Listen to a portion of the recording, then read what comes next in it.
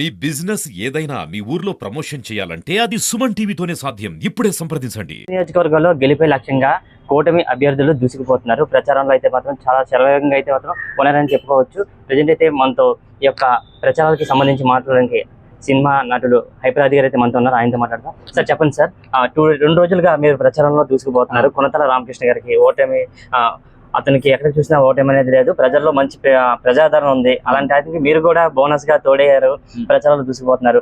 అడుగడుగునా ప్రజల నుంచి ఎలాంటి స్పందన లభిస్తుంది సార్? చాలా చాలా గట్టిగా ఉందండి స్పందన మాత్రం. ఆయనకి ఖచ్చితంగా అందరూ గాజు గ్లాస్ మీద ఓటేసి ఇక్కడ ఆల్మోస్ట్ భారీ మెజారిటీతో గెలుస్తారు. పవన్ కళ్యాణ్ గారు పిఠాపురంలో ఆయన తర్వాత ఎక్కువ మెజారిటీతో గెలిచే మొదటి వ్యక్తి నాకు తెలిసి కొనతాల రామకృష్ణ గారు అవుతారు. అంటే ఇక్కడ మరి గతంలో వైసీపీ నాయకులు గుడివాడ అమర్నాథ్ గారు ఇక్కడ గెలిచారు. అక్కడ వైసీపీ జెండాని పాతారు. నెక్స్ట్ ఇప్పుడు భరత్ గారు కూడా ఇక్కడ జెండా పాతారని అయితే మాత్రం వైసీపీ పార్టీ నాయకుల్లోని ఒక ధీమా వ్యక్తం చేస్తున్నారు సార్ వాళ్ళందరూ. సో ఈసారి ఎలా ఉండబోతుంది అంటారు మరి ప్రచారాలకు సంబంధించి? మీరు వాళ్ళు ధీమా వ్యక్తం చేస్తారండి, మేము చేసి చూపిస్తామండి. అంటే మీరు ఇంకా ఎలాంటి సపోర్ట్ చేద్దాం అనుకుంటున్నారు? అంటే ఇప్పుడు ఆయన భారీ ఎత్తున ర్యాలీతో వెళ్ళి నామినేషన్ వేయబోతున్నారు మరి కొద్దిసేపట్లో. జనాల నుంచి ఎలా ఉండబోతున్నారు సందర్భం? ఖచ్చితంగా ఈ రోజు చాలా మంది భారీ సందోహంతో ఆయన నామినేషన్ చేయబోతున్నారు. నేను కూడా ఇప్పుడు ఆ నామినేషన్ లో ఆయనతో పాటు వర్క్ చేయడానికి వెళ్తున్నాను అనమాట. కంపల్సరీగా గట్టిగా ఉంటది. మిగతా అన్ని చోట్లతో పోలిస్తే ఈ రోజు ఇక్కడ నామినేషన్ చాలా భారీగా ఉంటది.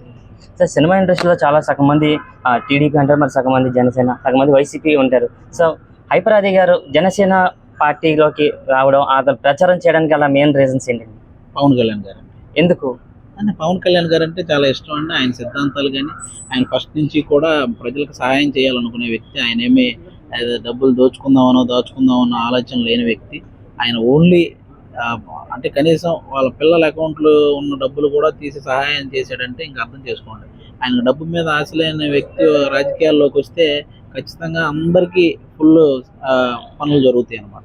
అంటే మేము ఇచ్చిన సంక్షేమ పథకాలు, అభివృద్ధి మమ్మల్ని నెక్స్ట్ గెలిపిస్తాయని చెప్పేసి వైసీపీ నాయకులు మళ్ళీ అంటున్నారు. ఎలా ఉండిపోతుంది అంటే సంక్షేమ పథకాలు, అభివృద్ధి చూసారా మీరు ఏమైనా ఈ రాష్ట్రంలో? చేసామని వాళ్ళు అంటున్నారండి, చూసామని జనాలు అయితే ఎవరు చెప్పలేదు. Thank you so much.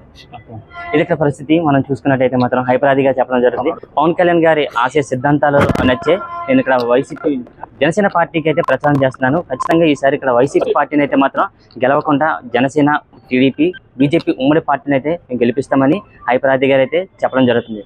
Camera person ముఖేష్తో ప్రశాంత్, సుమన్ టీవీ, అనకాపల్లి నియోజకవర్గం నుంచి.